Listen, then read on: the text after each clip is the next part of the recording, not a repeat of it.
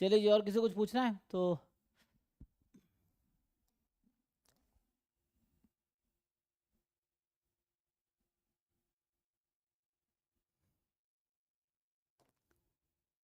भाई तो जैसे ये क्वेश्चन जो खुला है ना, जैम 2025 में आया, आप देखोगे नेट में भी ये क्वेश्चन आ चुका है ऑलरेडी, है ना, ये सेम क्वेश्चन।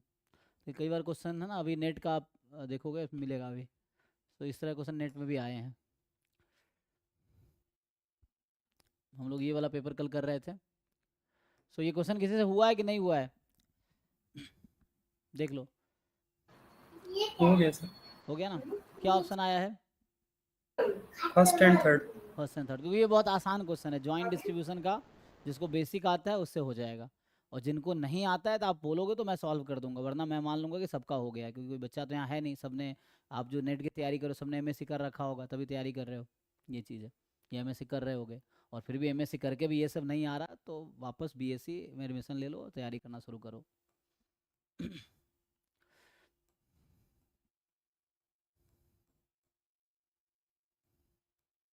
क्योंकि इस तरह क्वेश्चन जैमो में भी आते हैं, जो क्वेश्चन पिछला था जैम गेट में।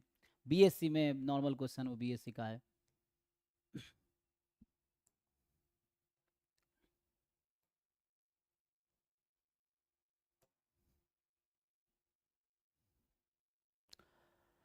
देखिए जी, नेक्स्ट क्वेश्चन जो है, तो ये वाला है, कौन सा नंबर होगा? ठीक है, तो ये मानता हूँ आप लोगों ने कर लिया होगा। तो ये क्वेश्चन था 1104। तो ये होगा 105। इसको सॉल्व करके देखिए। हो रहा है नहीं हो रहा है, नहीं हो रहा है, फिर मैं सॉल्व करूंगा। So transition probability matrix of a homogeneous Markov chain, आपको स्टेट स्पेस दे रखा है। And which of the following statement are true. तो ये बताना है आपको, स्टेट क्या है, पॉजिटिव, रिकरेंट, ट्रांजिएंट और पीरियोडिक, पॉजिटिव, है ना। तो ये भी basic stochastic process Markov chain का बेसिक कॉन्सेप्ट है। सॉल्व करके देखो, अगर हो रहा है ठीक है, नहीं हो रहा है तो बताओ, फिर मैं सॉल्व करूंगा। तो जो क्वेश्चन तुम लोग सॉल्व कर लोगे तो सॉल्व करने की जरूरत तो है ही नहीं, है ना। जो नहीं होगा वो सॉल्व करूंगा मैं, तो उसके लिए आपको बताना पड़ेगा हुआ कि नहीं हुआ। ट्राई करके देखो।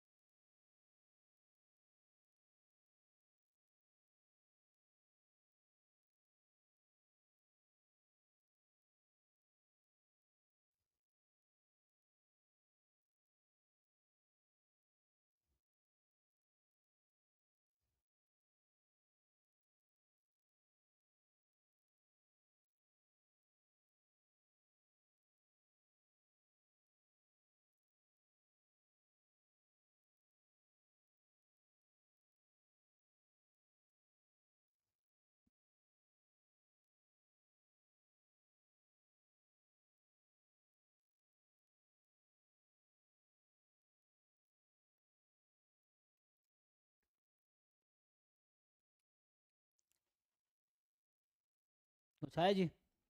तो ट्रांजिएंट रिकरेंट तो जानते होंगे आप लोग, चेक करना, ठीक है ना। तो देखो ये फाइनाइट स्टेट मार्कोव चेन में क्या होता है, जो रिकरेंट स्टेट है वो पॉजिटिव रिकरेंट ही होगा, ठीक है, फाइनाइट स्टेट मार्कोव चेन में।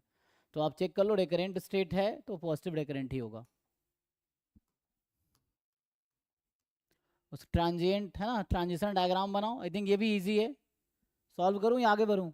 जिनको डाउट है अपनी रिस्पॉन्सिबिलिटी खुद लो, अगर तुम्हें लगता है कि मुझे सॉल्व करना चाहिए तुम्हें बोलना पड़ेगा, ठीक है ना।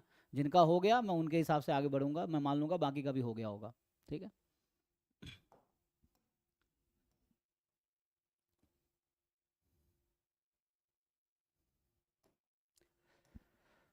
नेक्स्ट देखिए जी। सो इसमें जो है कि ये आपका 106 है ना। तो यहाँ पे कि x1 x2 x12 be a random sample from normal 2 4, ठीक है। y1 y2 y15 is a random sample from normal -2 5 and assume that two random sample are mutually independent। तो x बार दे रखा है ना, sample mean sample variance, sample mean sample variance. So आपसे पूछा हो तो फॉलो, ये भी बेसिक है, आपको प्रॉपर्टी याद होगा यूनिवेरिएट में।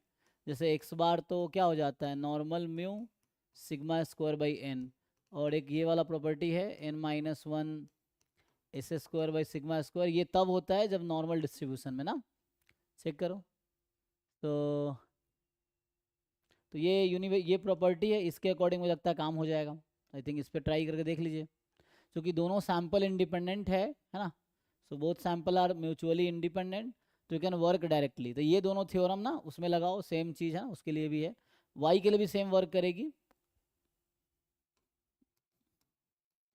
ना। उसके जो भी है, मान लो μ1 σ1 ऐसे करना, ऐसे कर लो, तो उसके अकॉर्डिंग आ जाएगा। ये भी यही फॉर्मूला तो वही लगाना है वाई के अकॉर्डिंग, जो भी इनका एन है, या n1 n2 करना है, n1 n2 कर लो, n1 है तो n1 हो जाएगा, n2 तो ये हो जाएगा आपका वही काई स्क्वायर n-1।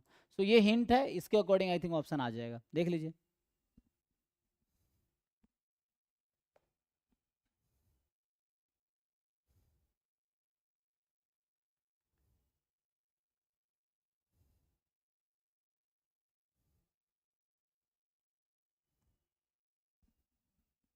सॉल्व करने की जरूरत है जी। आप इसका डिस्ट्रीब्यूशन निकाल लो, एक्स बार का यहाँ से, वाई बार का भी इसी फॉर्मूले से, जिस जो भी दे रखा उसके according. Then sum X bar and Y bar independent है, कोवेरियंस टर्म 0 हो जाएगा, तो आप इसका एक्सपेक्टेशन और वेरियंस निकाल लो। सेम यहाँ पे है, इसको ठीक से सिंप्लीफाई करो एंड देन उसके अकॉर्डिंग आ जाएगा।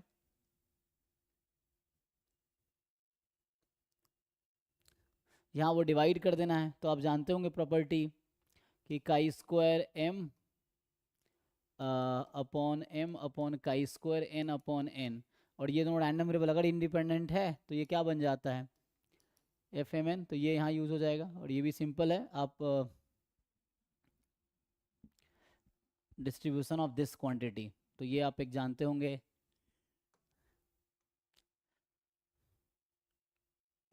क्या एक रिजल्ट होता है, X bar minus mu upon S by root n, इसका डिस्ट्रीब्यूशन क्या होता है Tn-1। तो ये डी पार्ट में यूज़ हो जाएगा, ठीक है। तो ये सब हिंट है, आप देखो सॉल्व कर पा रहे हो नहीं कर पा रहे हो, सॉल्व नहीं कर पा रहे हो बताओ, कर पा रहे हो तो ठीक है। ये सब हिंट है, आप सॉल्व करके देख लो, तो बेसिक क्वेश्चन है।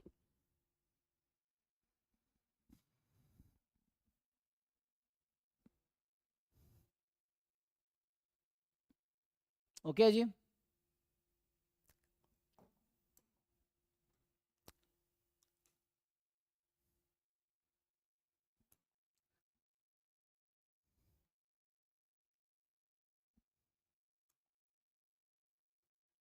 ये भी सिंपल क्वेश्चन है रैंडम वेरिएबल का, ये एक्सपोनेंशियल है हाफ, मतलब काई स्क्वायर एक्चुअली है ना। तो यहाँ पे क्या है कि x1 x2 denote the life time in years of two component of an electronic system. y1 है x1 प्लस x2, y2 है maximum of x1 x2, y3 है minimum of x1 x2। Assume x1 x2 are independent each having exponential distribution this. तो आप ये देखेंगे तो x1 x2 बोल रखा है IID exponential with rate half, और you know this is chi square 2 also, ठीक है ना। तो ये काई स्क्वायर 2 भी है, तो इसमें पूछ रहा है क्या होगा, तो मुश्किल तो है नहीं, ये भी ऐसे ही आसान है। सम ऑफ टू एक्सपोनेंशियल का डिस्ट्रीब्यूशन क्या होता है, गामा 2 कॉमा लैम्बडा, ठीक है ना। एक्सपोनेंशियल लैम्बडा या काई स्क्वायर यूज़ करोगे तो उसके अकॉर्डिंग आ जाएगा, ये काई स्क्वायर 4 आ जाएगा, ठीक है, क्योंकि काई स्क्वायर 2 काई स्क्वायर 2 काई स्क्वायर 4 हो जाएगा ना, चेक कर लो एक बारी। तो ये है ना, मतलब ये 1/2 कर लो। सो 2 का काई स्क्वायर 4 है ये। फिर आपको मैक्सिमम का डिस्ट्रीब्यूशन चाहिए, तो जो मिनिमम का डिस्ट्रीब्यूशन होता है, minimum of x1 x2 has distribution exponential, rate add हो जाएगा, हाफ प्लस हाफ 1 हो जाएगा। अब बचा मैक्सिमम का, सो या वैसे ज़रूरत भी नहीं है डिस्ट्रीब्यूशन का, डायरेक्टली हम लोग प्रॉपर्टी जानते हैं, प्रॉपर्टी से भी हो जाएगा।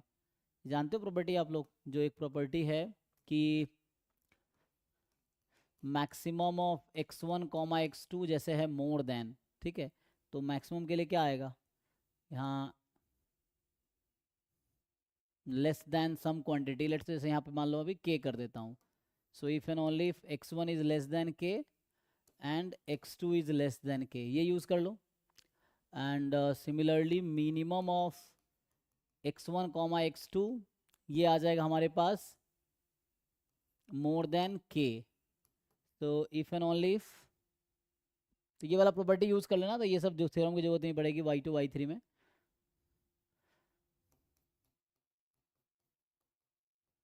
तो ये हिंट है आपके लिए, आप सॉल्व करके देखो, हो पा रहा है ठीक है, नहीं हो पा रहा तो बताओ।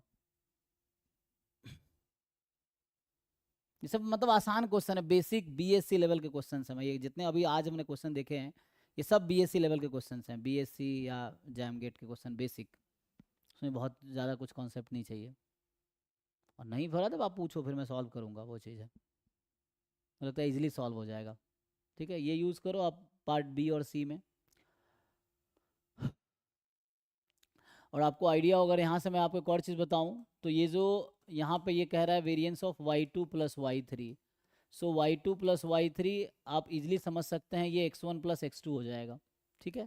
y2 है मैक्सिमम x1 x2 का, y3 है मिनिमम, तो maximum of 2 number plus minimum of 2 number is sum of 2 numbers, ठीक है। तो ये आ जाएगा, तो ये आ गया, तो इसके अकॉर्डिंग यहाँ पे आपको ये हेल्प करेगा, ओके है। देख लो, सॉल्व करके देखो, और किसी पार्ट में डाउट है तो जेन्युइनली पूछो, है ना, ऑनेस्टली। बाकी आ गया है तो कोई दिक्कत नहीं है, नहीं आया है नहीं पूछो तो एग्ज़ाम में भी नहीं होगा, ये चीज़ है।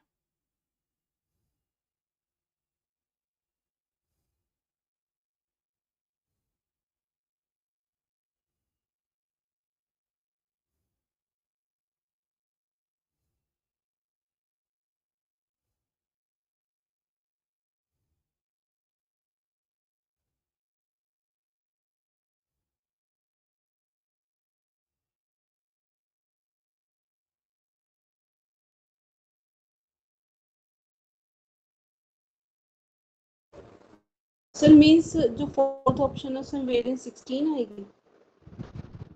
चेक कीजिए आप, वो तो y1 तो x1 प्लस x2 ही है, तो हो सकती है ना। वो तो आपका क्या आ रहा है, कैसे लगता है आपको 16 आएगी, जैसे ये y1 plus y2 plus y3 है ना, तो y1 plus y2 plus y3 जो आपका है, तो y2 plus y3 x1 plus x2, और y1 खुद है x1 प्लस x2, तो ये हो गया आपके पास 2 टाइम x1 प्लस x2। अब क्या आप इसका वेरिएंस निकाल सकते हैं, 4 टाइम्स हाँ, variance x1 plus variance x2, या x1 प्लस x2 तो ऐसे ही काई स्क्वायर 4 हो गया, तो 4 time variance of x1 plus x2 जो कि 4 है, मतलब ये y2 y1 आ गया, छोड़िए ना ऐसे ही बता दीजिए, है ना, ये 2 टाइम y1 ही हो गया ना ये तो y1 का वेरिएंस है 4, sorry y chi square n का वेरिएंस 2n होता है ना, तो y1 का वेरिएंस है 8, तो 2y1 का वेरिएंस कितना होगा, तो ठीक है 32 ही होगा, 4 into 8 हो जाएगा, ठीक है ना। देख लीजिए, मतलब सॉल्व करके देखिए, आप टाइम लीजिए, मैं वेट करूंगा, अगर नहीं सॉल्व होता है तो फिर मैं डिस्कस करूंगा, क्योंकि आपको ये समझना होगा कि आप 50 सॉल्यूशन देख लो, 1 लाख सॉल्यूशन देख लो, आपका दिमाग जैसा है वैसा ही रहेगा, unless you solve your self. आप चाहे यूट्यूब के लाखों वीडियो देख लो, कोई फर्क नहीं पड़ना बहुत ज़्यादा आप में, है ना, बस आपको इतना बिलीफ होगा कि हाँ हमने देखा है, आपसे क्वेश्चन तब भी सॉल्व नहीं हो रहे थे और वीडियो देखने के बाद भी सॉल्व नहीं होंगे। सॉल्व तभी होंगे जब आप सॉल्व करके देखोगे, और अगर सॉल्व हो जाता है आपके खुद से लिखने के बाद, तभी आप ये भरोसा कर सकते हो एग्जाम में आपको आएगा। ये चीज़ें हैं। सिर्फ वीडियो देखने से, क्लास अटेंड करने से एग्जाम थोड़ी निकलता है। एग्जाम निकलता है प्रैक्टिस करने। जो बच्चा वीडियो नहीं देख रहा है, क्लास नहीं कर रहा है, उसका भी एग्जाम निकलेगा अगर वो बच्चा घर पे खुद प्रैक्टिस कर रहा है। क्योंकि एग्जाम में क्वेश्चन सॉल्व करना आना चाहिए, वहाँ अनसॉल्व क्वेश्चन है। अगर घर पे अनसॉल्व क्वेश्चन प्रैक्टिस कर रहे हो रहा है तुमसे, तो एग्जाम में भी होगा। नहीं हो रहा है घर पे, तो एग्जाम में भी नहीं होगा। कोई ऐसा रॉकेट साइंस नहीं, और वो नहीं है कि जादू हो जाना है एग्जाम में कोई, या तुम मेरा वीडियो देख लोगे तो एग्जाम निकल जाएगा। ऐसा कोई जादू नहीं होगा। आप सॉल्व करोगे तो आपसे एग्जाम में सॉल्व होगा, नहीं करोगे नहीं होगा, चाहे कितने वीडियो देख लो, कितने लेक्चर अटेंड कर लो। इसके लिए आपको खुद बैठ के सॉल्व करना पड़ेगा क्वेश्चंस आपको, ये चीज़ है। और नहीं आ रहा है तो सीखना पड़ेगा। जहाँ दिक्कत है, मतलब प्रॉब्लम को आइडेंटिफाई करो और उस पर वर्क करो। एनीवे ठीक है जी, मुझे लगता है इसमें बाकी और कोई डाउट नहीं होगा। सर इसमें आंसर क्या आया है? आंसर जैसे बता रहे हैं चैट में, देखिए अंकित बताया 134 है। अब ऑफिशियल आंसर की भी ग्रुप में भेजा है मैंने, वहाँ से ही मैच कर सकते हैं आप, अच्छा अच्छा है ना। ग्रुप में देखिए, अभी मैंने पीडीएफ भेजा है जो अंकित ने भेजा था लास्ट टाइम। 134 है सर। हाँ 134 ना, 134 ही आएगा। आप चेक कर लीजिए, अगर नहीं हो रहा है तो मैं डिस्कस करूंगा, और कोई पार्ट आपको लगता है कि नहीं हो रहा है तो मैं ट्राई करूंगा, फिर ये चीज़ है। ठीक ठीक सर। हाँ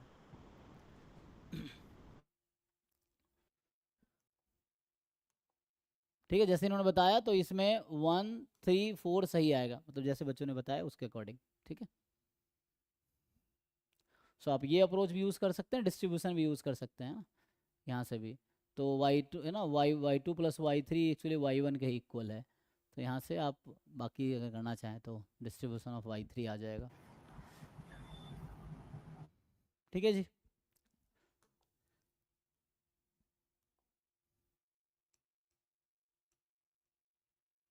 ये भी बेसिक क्वेश्चन है। तो ये सब क्वेश्चन एटलीस्ट आप देखें कि जो बच्चा जैम गेट के प्रीवियस ईयर पेपर सॉल्व कर लेगा ना, तो ये सब क्वेश्चन इजीली आ जाएगा उसको, और आप लोगों को आता भी होगा, क्योंकि ये सब क्वेश्चन नेट के लेवल के अकॉर्डिंग डिफिकल्ट नहीं माना जाएगा। नेट में जिस तरह क्वेश्चंस आते हैं ना, तो उसके अकॉर्डिंग ये सब क्वेश्चन जैम और गेट का क्वेश्चन है। अब जैम और गेट का अगर पिछले, जो गेट तो स्टार्ट 2019 से स्टार्ट हुआ, तो पिछले 6 साल के क्वेश्चन हो गए, और जैम के पिछले 15-20 साल के क्वेश्चन हो गए। उतना आप सॉल्व कर लेते हो, ये सब क्वेश्चन आपको ईजी लगने लगेगा। उन बच्चों के लिए जिनको मुश्किल लगता है उनको बता रहा हूँ। तो ये सब जैम गेट में भी ऐसे क्वेश्चन फ्रिक्वेंटली आते हैं। जैम गेट ISI ISS, इन सब एग्जाम के भी पेपर्स आप कर लोगे ना, तो अच्छी खासी आपके कॉन्सेप्ट अच्छे हो जाएंगे।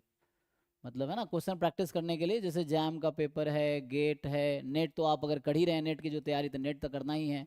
फिर ISS है, ISI है, इन सब एग्जाम के PYQ बैठ के सॉल्व कर लो। उन सिलेबस का जिस एग्जाम की आप तैयारी करो, नेट की तैयारी कर रहे हो तो नेट के सिलेबस में तो सब है।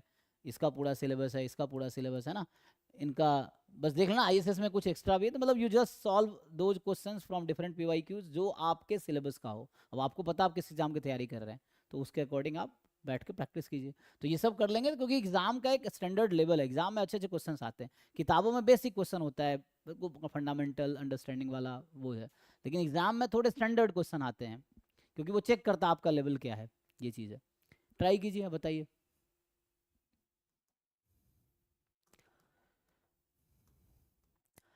कह रहा है एक्स एंड वाई भी इंडिपेंडेंट रैंडम वेरिएबल, एक्स का डिस्ट्रीब्यूशन नॉर्मल 2 4 है, वाई का डिस्ट्रीब्यूशन नॉर्मल -4 9 है,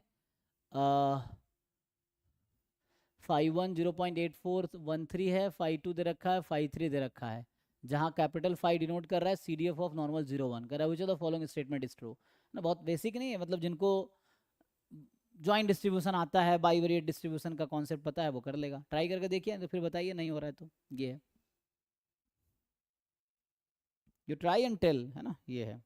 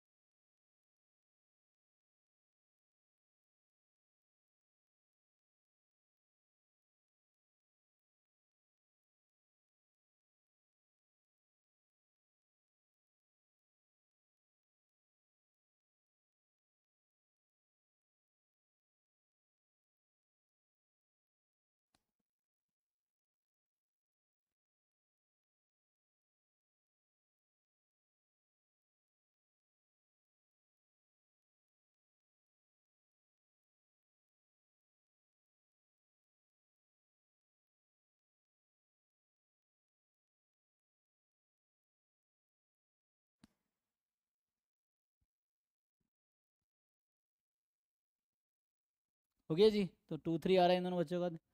कोई डाउट है किसी को इस पार्ट में, बताइए। इसमें सिंपल एक्स नॉर्मल है, वाई नॉर्मल है, तो आप 2x प्लस वाई का डिस्ट्रीब्यूशन निकाल सकते हैं, है ना। देन उसको स्टैंडर्ड नॉर्मल बी पार्ट में तो स्टैंडर्ड नॉर्मल में कन्वर्ट करके हो जाएगा। कोवेरिएंस का आप प्रॉपर्टी जानते होंगे, ये लीनियर प्रॉपर्टी को फॉलो करता है। एंड देन ये तो बहुत आसान क्वेश्चन है, ठीक है ना, इसमें कोई दिक्कत नहीं है ना, हो जाएगा। ठीक है, कोई दिक्कत नहीं है, तो आगे बढ़ते हैं। तो जैसे बताया लोगों ने, है ना, 2 3 आपका आ रहा है, सो 2 और 3 आएगा सही, ठीक है। सो सर ये हाँ, जो एक्स प्लस वाई की डिस्ट्रीब्यूशन है वो 0 25 आएगी ना, अच्छा। नॉर्मल 0 25। किसकी बात कर रहे हैं, कौन से ऑप्शन की? Two X plus Y, last वाला तो गलत है, ये टू अच्छा, X just plus Y, X plus Y की पूछ रहे हैं ना, ठीक है। तो हम मीन लेंगे ना, टू तो मीन है 2 प्लस वाई। और -4, तो कितना आ जाएगा? -2। और वेरिएंस अगर लेंगे तो दोनों इंडिपेंडेंट है क्या, तो हमें बता रखा है ना दोनों इंडिपेंडेंट है, तो 4 + 9 13 ना, ये ठीक है। 2x प्लस वाई की नहीं अब, टू एक्स है, टू अच्छा, एक्स तो टू भी नहीं हो जाएगा, तो अभी x फोर प्लस हो वाई की हम जाएगा ना। बात करें, 2x प्लस वाई पे आते हैं। सो 2x प्लस वाई में जब आप एक्सपेक्टेशन निकालेंगे, तो 2 × 2 4 -4, तो ये 0 आ जाएगा। एंड वेरिएंस जब आप निकालेंगे, तो 4 टाइम वेरिएंस ऑफ x, सो जो कि है 4 प्लस वेरिएंस ऑफ y जो कि है 9, 16 + 9 25 जी। आप सही कह रहे हैं, हाँ। सो 2x प्लस वाई नॉर्मल 0 25 हो जाएगा ना। ठीक है। ऐसे 2x माइनस वाई निकालेंगे तो भी यही रहेगा,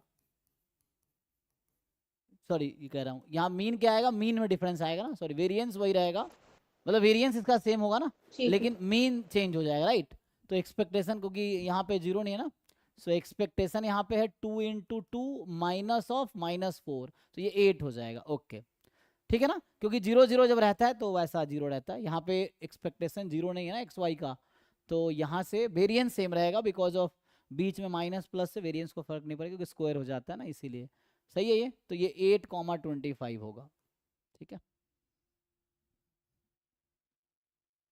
डन, ठीक है। तो यस। हाँ,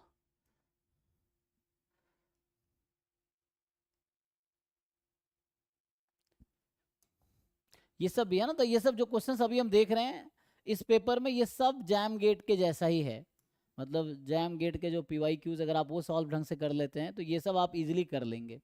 इसलिए मैं सजेस्ट करता हूँ कि जिन बच्चों का नेट के क्वेश्चन मुश्किल लगते हैं, पहले आप जैम के सारे PY करो, फिर गेट के करो, फिर नेट के करो। इतना सारा कर लोगे, इसको 1 2 बार रिवाइज कर लिए तो आपका बहुत अच्छा कंसेप्ट हो जाएगा। ये है जिनको दिक्कत है, वरना ज़्यादातर बच्चे आप में से ये सब आसानी लगता होगा उनको।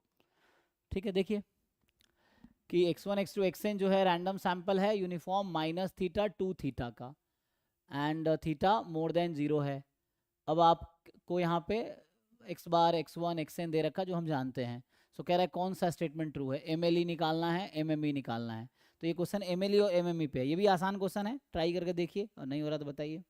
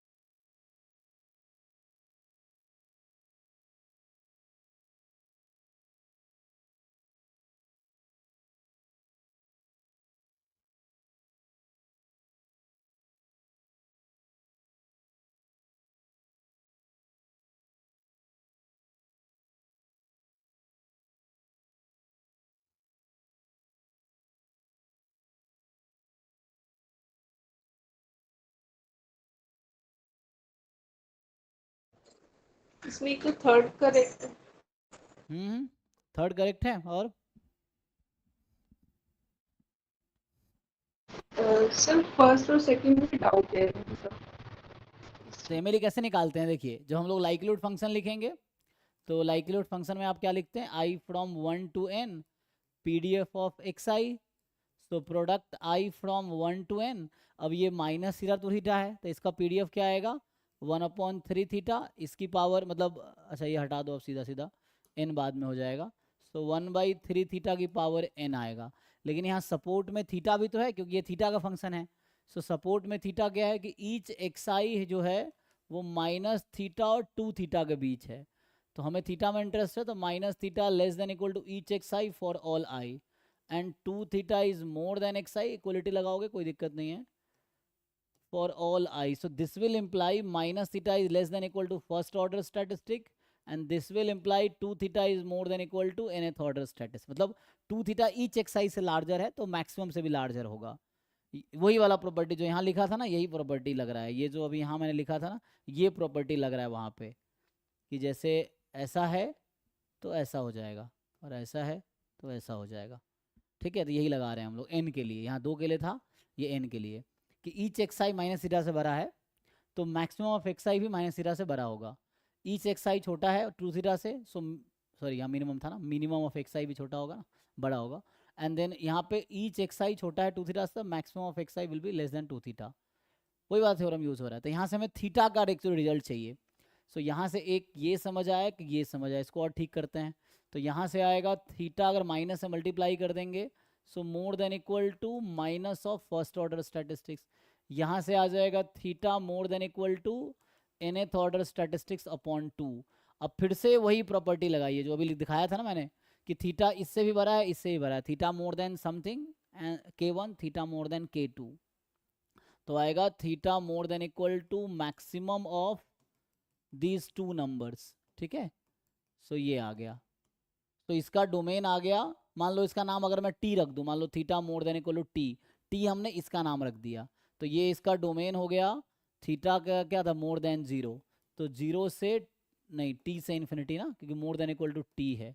सो टी से इन्फिनिटी हो गया थीटा की वैल्यू। ठीक है, इसका नाम मैंने टी रख दिया है।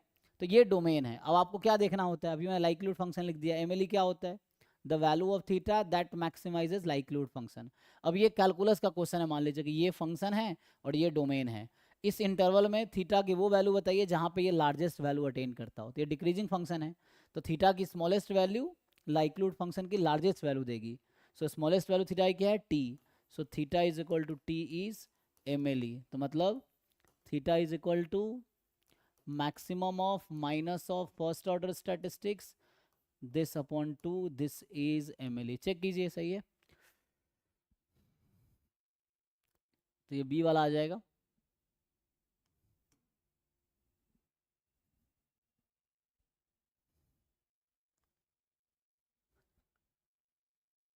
तो हमें थीटा का डोमेन निकालना था। इतना हम कैलकुलेशन क्यों किए? ये जानने के लिए कि थीटा कहाँ से कहाँ तक है, इसलिए इतना कैलकुलेशन किया। क्योंकि हमें क्वेश्चन में एक्स आई दे रखा है। क्वेश्चन में तो ये दे रखा था कि एक्स आई यहाँ से यहाँ तक है। इसको यूज करके मुझे ये जानना था थीटा कहाँ से कहाँ तक है, ये देखना था। तो थीटा यहाँ पे टी से इन्फिनिटी है, टी जहाँ हमने इसका नाम रखा है। डन। ठीक है जी, और देख लीजिए, और कुछ डाउट है तो पूछिए।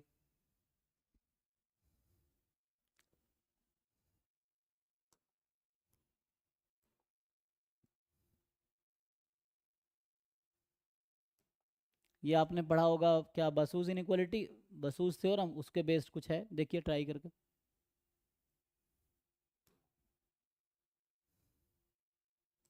सो ट्राई कीजिए, आंसर बताइए। नहीं हो रहा है तो फिर पूछिए।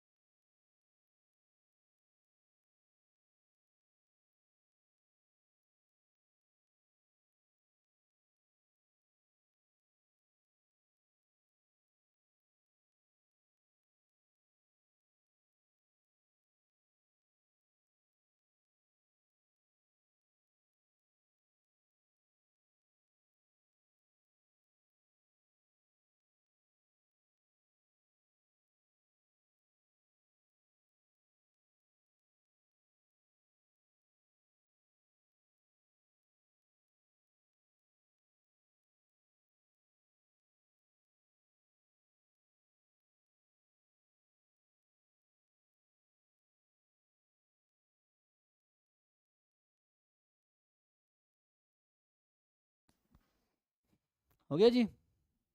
अब अलग अलग आंसर आ रहा है, कुछ का 2 3, कुछ का 1 2 3। देखो भाई ऑफिशियली क्या है, ये होना क्या चाहिए।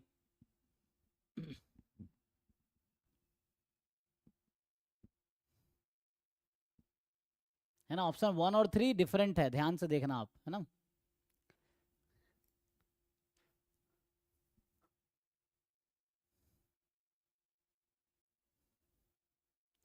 एंसिलरी इंडिपेंडेंट है किससे, बसु थ्योरम क्या कहता है, एंसिलरी जो है इंडिपेंडेंट है कंप्लीट सफिशिएंट से, यही ना।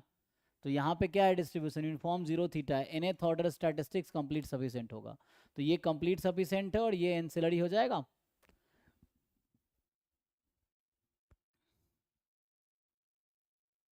और यहाँ पे ये कंप्लीट सफिशिएंट है, ये एंसिलरी है। देख लो, मतलब ऑप्शन डिफरेंस बस इतना ही है दोनों में कि यहाँ जो डिनोमिनेटर है यहाँ न्यूमरेटर है ना, रेशियो बस उसने चेंज किया है। बाकी ये कंप्लीट सफिशिएंट है, दोनों एंसिलरी है। तो ठीक है जी। देखो 1 क्यों गलत है भाई आपके हिसाब से, किनका आंसर लगा, अंकित चेक कीजिए। What do you think 1 is not true. Basu theorem का स्टेटमेंट देखिए और अप्लाई कीजिए।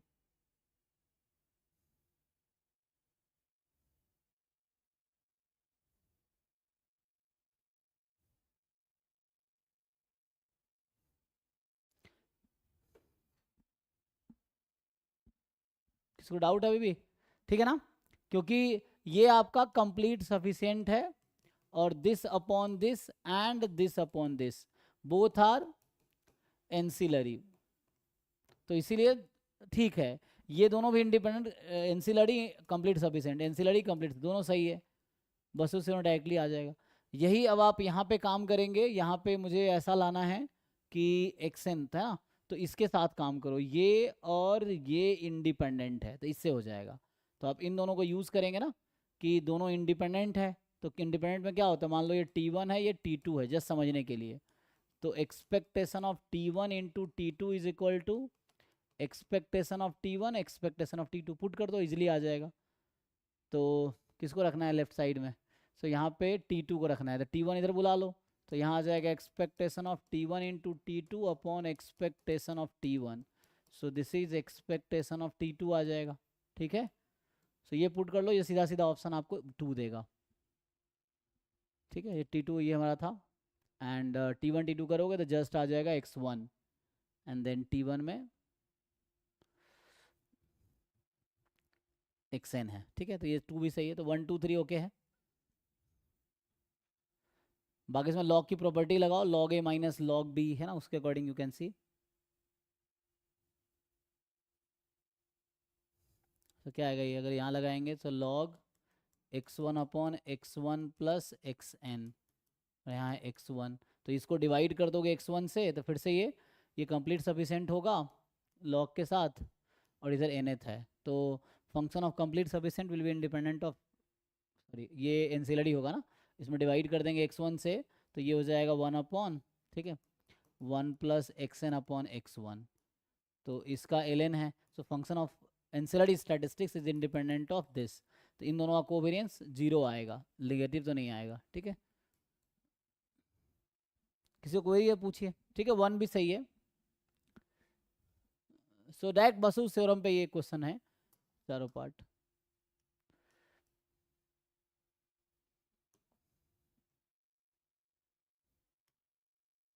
क्योंकि हमने इतने PYQ डिस्कस कर चुके हैं, जो लोग रेगुलर थे या जिन्होंने खुद से सॉल्व किया है वही PYQs, तो अब इतना अब उनको आसान लग रहा होगा ये सब चीज़ें, है ना, जिन्होंने खुद से सॉल्व किया है। तो ये सब इतने क्वेश्चन हम लोग है ना, पिछले 2 महीने से क्लास, 1 जून को स्टार्ट हुआ था ये बैच, पूरा जून और जुलाई खत्म हो रहा है अब, तो 2 महीने से क्लासेस ऑलमोस्ट चल रही हैं।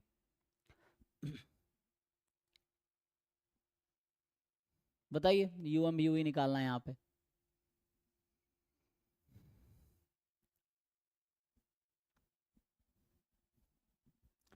ट्राई कीजिए, बताइए, नहीं समझ आ रहा फिर पूछिए।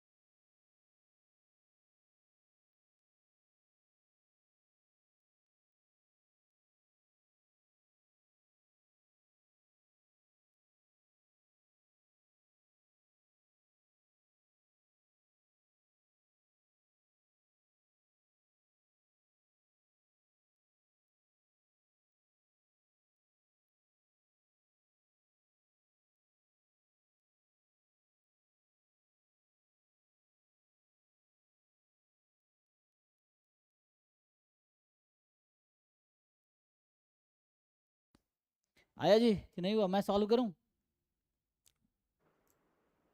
1 4 2 है, 2 2 3 नहीं समझ आ रहा। अच्छा देखिए ट्राई करते हैं, अगर नहीं हो रहा है तो।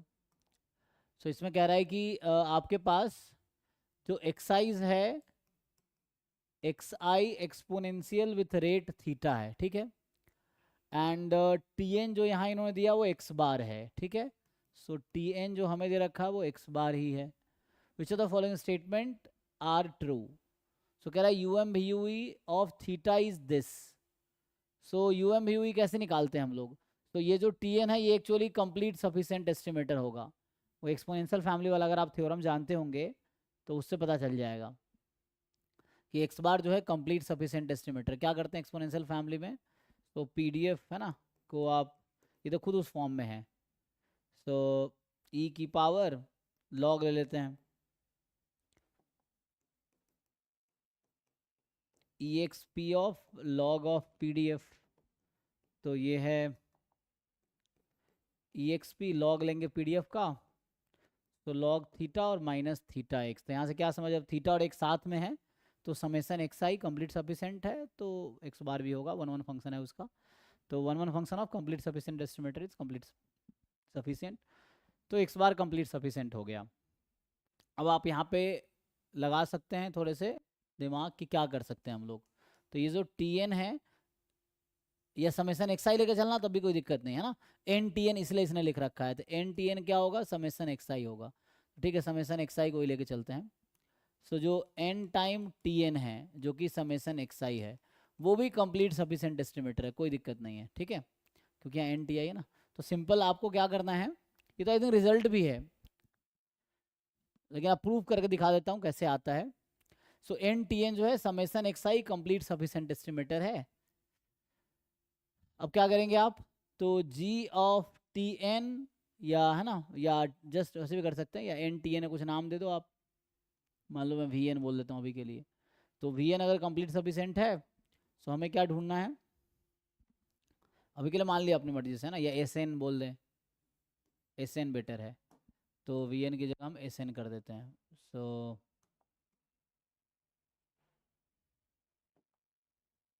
जो एस एन है, एस एन मतलब summation x I, I from 1 to n, this is complete sufficient estimator.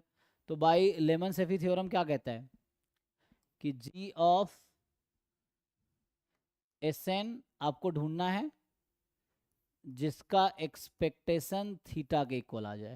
लेकिन यहाँ दिक्कत ये है कि यहाँ ई एक्स जो है आपका वो इक्वल हो जाएगा 1/थीटा के, ठीक। तो हमें तो थीटा का यू एम यू चाहिए, तो आपको ढूंढना होगा क्या कर सकते हैं।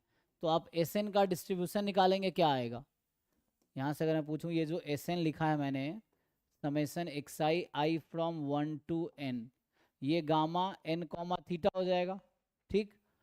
सो क्या आप मुझे यहाँ से ये बता सकते हैं कि what is expectation of 1/Sn, मतलब इस रैंडम वेरिएबल में 1 इसका पीडीएफ का डिस्ट्रीब्यूशन वो क्या आएगा एक्सपेक्टेशन, कोई बता पाएंगे? मतलब अगर आपसे मैं ये पूछूं, छोड़ो ये सीधा सीधा थ्योरम दिखा देता हूँ। तो कि x का डिस्ट्रीब्यूशन है गामा अल्फा कॉमा बीटा, तो ये कौन सा वाला है, एक्सपोनेंशियल ना। सो बीटा की power alpha gamma alpha x की पावर अल्फा -1 ई की power minus beta X, X more than equal to 0। तो आप जानते हैं कि एक्सपेक्टेशन ऑफ एक्स इस केस में अल्फा अपॉन बीटा होता है। मैं आपसे पूछना ये चाह रहा हूँ कि एक्सपेक्टेशन ऑफ 1/x क्या होता है, क्या कोई बता पाएंगे? So what is formula of expectation of 1/x? Anyone tell? Derive करके देखो, अगर नहीं आ रहा तो ड्राइव करके भी इजीली आ जाएगा।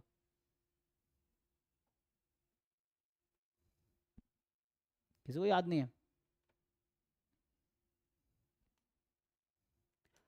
Expectation of 1/x, integration 1/x into PDF, beta की power alpha gamma alpha x की पावर अल्फा -1 ई की power minus beta x d x, ये हो जाएगा आपका 0 से इन्फिनिटी, यही है। सो बीटा की पावर अल्फा गामा अल्फा 0 से इन्फिनिटी एक्स की पावर अल्फा -2 हो जाएगी, ई की power minus beta x d x. Beta की पावर अल्फा गामा अल्फा, इसको लिखोगे तो ये हो जाएगा gamma alpha minus 1 upon beta की पावर अल्फा माइनस 1। ठीक है, अब गामा को खोलना आता है, देखो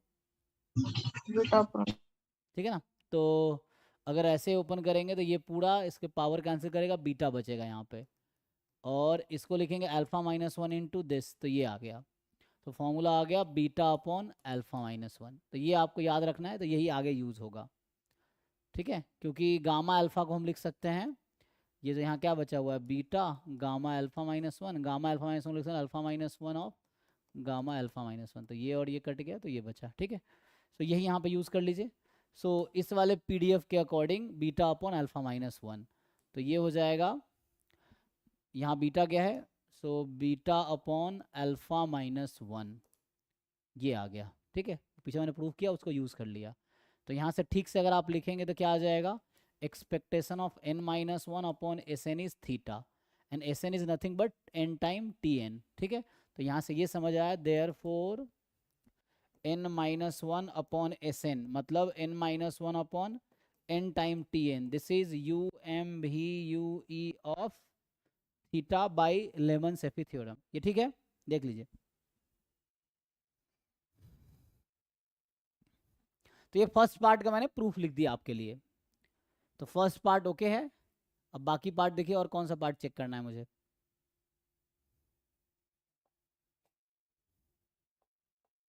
देख लीजिए, तो फर्स्ट सही है, जैसे ये आंसर बता रहे हैं, सो 1 to 4 बता रहे हैं, आप चेक कीजिए क्या 1 to 4 सही है। कह रहा है U M V you of of theta attains Cramer Rao lower bound, तो क्या ये सी आर एल बी को अटेंड करता है। तो सी आर एल अटेंड करने का थ्योरम भी है एक, और वैसे भी आप चेक कर सकते हैं। तो क्या ये सही बता रहे हैं, देखिए एक बार।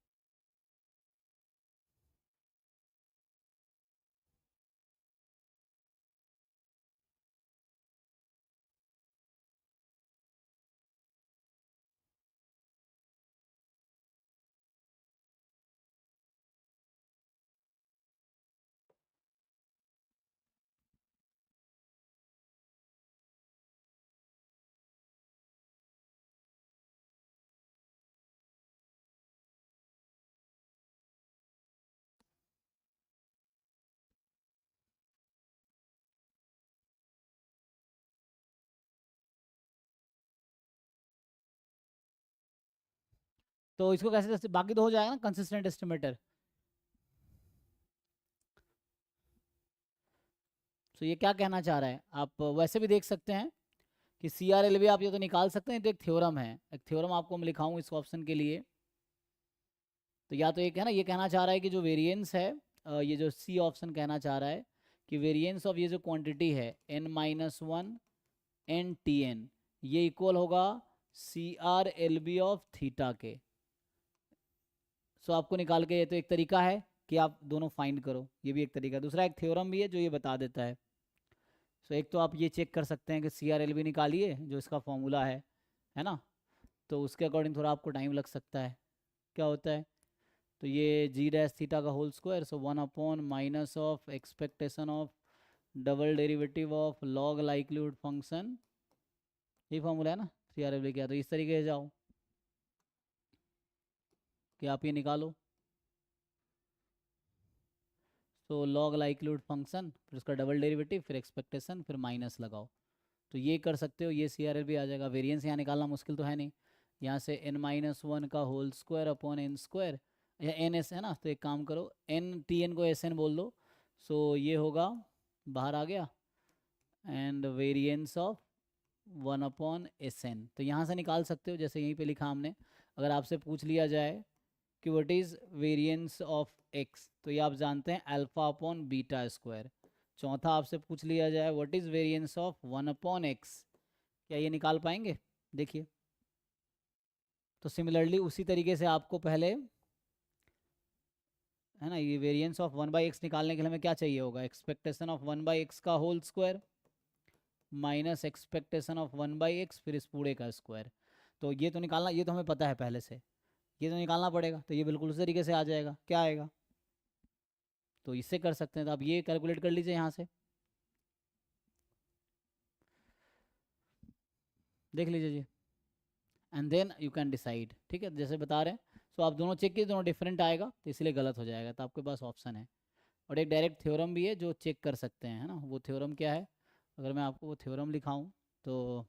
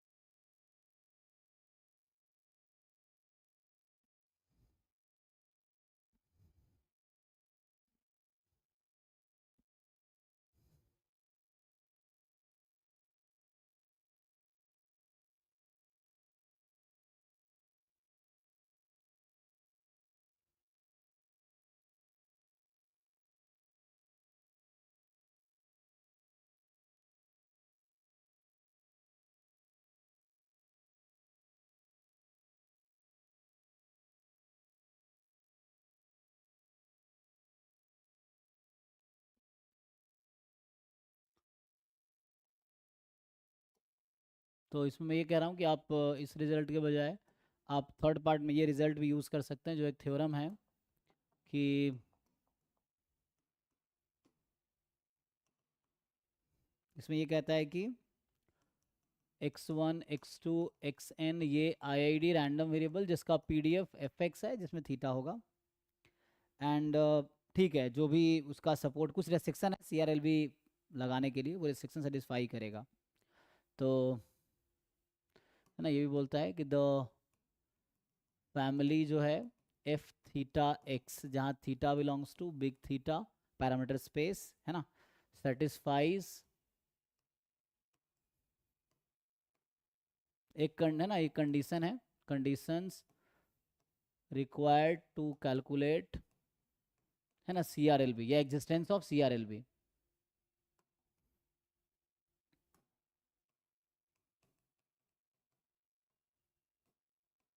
ये आप बुक में देख सकते हो, वो 4 कंडीशन है, वो इंटीग्रल और ये सब वाला। तो अभी के लिए तो ये कहता है कि देन अब कोई मान लो आपके पास ऐसा है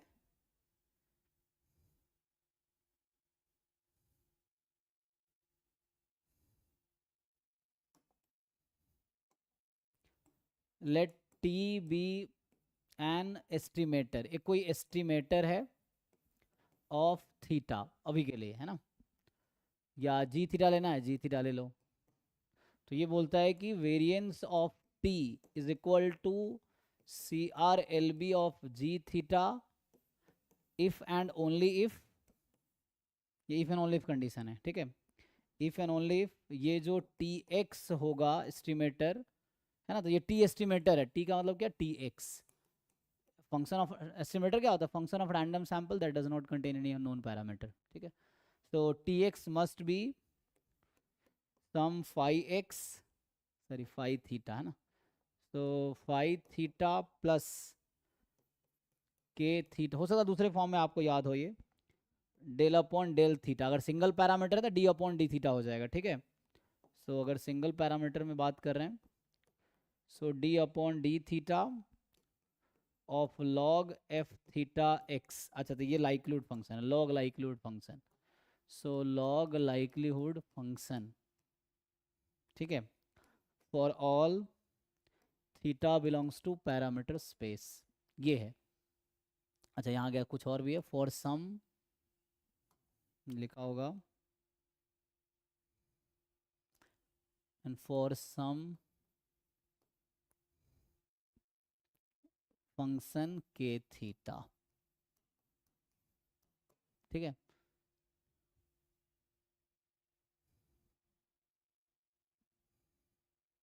तो इसको यहाँ लगा दो।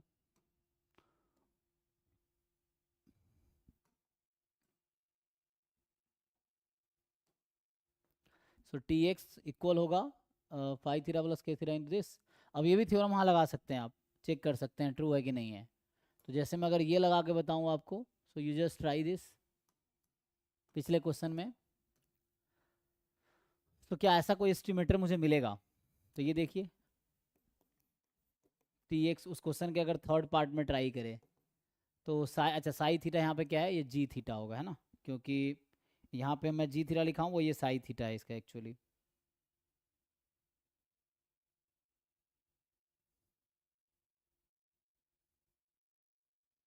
ठीक है, तो यहाँ पे सर हाँ सर ये टी के अंदर जो एक्स बार लिखा हो इसका क्या मतलब है? एक्स बार नहीं, एक्स वैक्टर है, वैक्टर एक्स। तो हाँ एक्स वैक्टर आप जानते होंगे, तो एक्स वैक्टर है, ये रिप्रेजेंट कर रहा है ना, वैक्टर एक्स, है ना। तो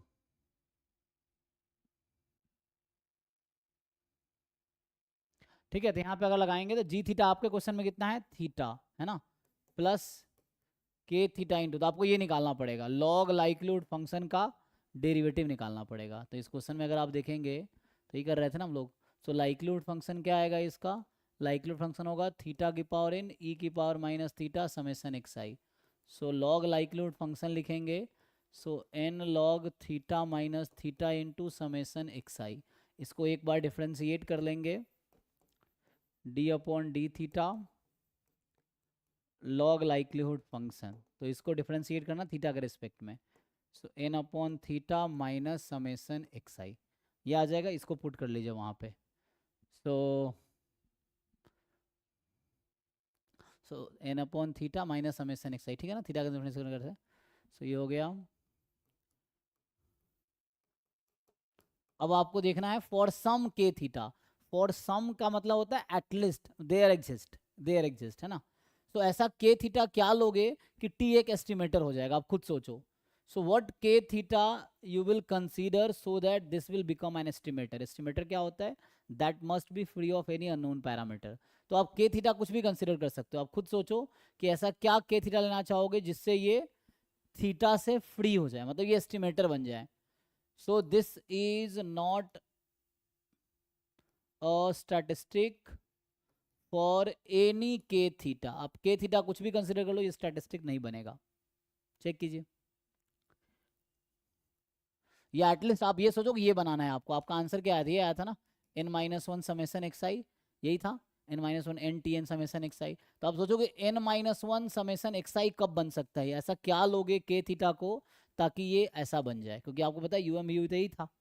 तो जो भी वेरिएंस अगर क्रैमर राव लोअर बाउंड के इक्वल, आपको पता है कि टी यूएम यू हो जाएगा अगर ऐसा हुआ तो। सो क्वेश्चन ये है कि क्या टी को आप थीटा से फ्री कर पाओ। K theta you can consider anything, k theta is a function of theta, you can consider, तुम थीटा ले सकते हो, वन बाई थीटा, कुछ भी ले सकते हो थीटा का फंक्शन मैनिपुलेट करने के लिए, लेकिन ऐसा थीटा लो कि ये सारे थीटा गायब हो जाए। तो देखो ऐसा कुछ बना पाओगे ताकि ये बन जाए, तो ऐसा क्या लोगे के थीटा को कि ये बन जाए, ये नहीं बनेगा कभी भी, चेक कर लो, बना पाओगे देख लो। तो ये हम थ्योरम लगा रहे थे, ठीक है। तो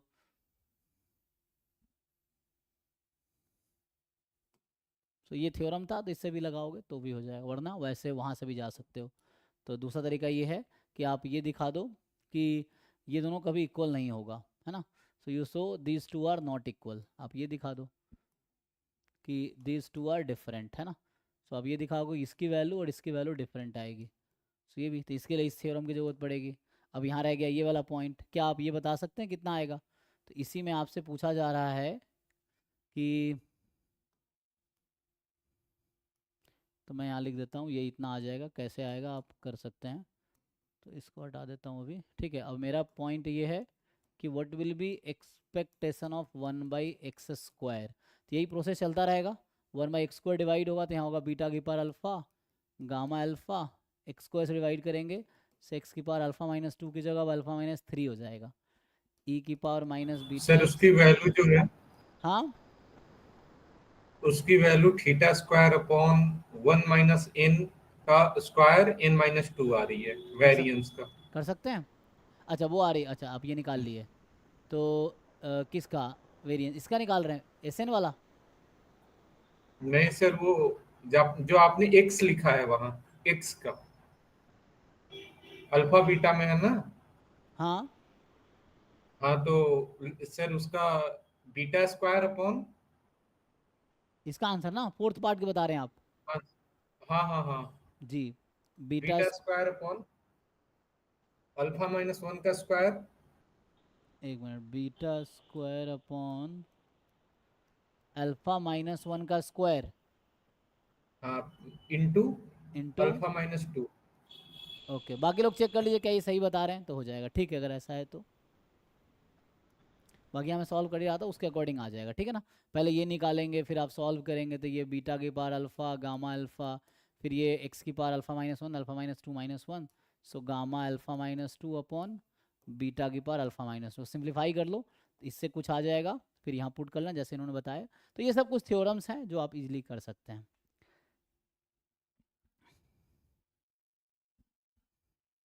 ठीक है जी।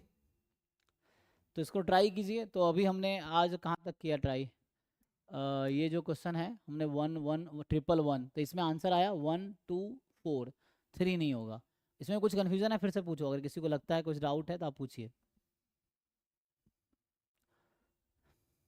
कंसिस्टेंट एस्टिमेटर निकालना आता है ना, ये वैल्यू निकाल लो पहले क्या आएगा, फिर कंसिस्टेंट एस्टिमेटर क्या होता है, कन्वर्जेंस इन प्रोबेबिलिटी, देख लीजिए। तो weak law of large number use करेंगे तो हो जाएगा, क्योंकि एक्स बार ही है ना। तो weak law of large number लगा लीजिए और उसका क्या बोलते हैं इन्वेरियंस प्रॉपर्टी वो लगा लीजिए तो उससे आ जाएगा, ठीक है। तो कल यहाँ से स्टार्ट करते हैं 12 से। तो ये हमने है ना कल स्टार्ट किया था ये पहला क्वेश्चन से, तो कल से यहाँ से स्टार्ट करेंगे। तो अभी हम लोग 1 1 1 तक देखे हैं, तो कल आगे 1 1 2 से स्टार्ट करते हैं, बाकी सॉल्व करके आइए, ठीक है जी। सो अभी 9 बजे दूसरी क्लास है, चलिए okay thank you. Sir, thank thank you. जी थैंक यू। सर जी जी सर कल की वीडियो कहाँ से मिलेगी? कल की वीडियो आप ऐप में रजिस्टर्ड नहीं है, ऐप में वो लिंक भेज देता हूँ हाँ ग्रुप। सर है तो मुझे कंफ्यूजन हो रहा था। नहीं नहीं ऐप में क्रैश कोर्स वाले उसमें हैं आप, हाँ सर। हाँ तो उसमें मिल जाएगा। ठीक है सर, मतलब अपलोड हो गया है ना? हाँ हाँ हाँ हाँ। ठीक है सर।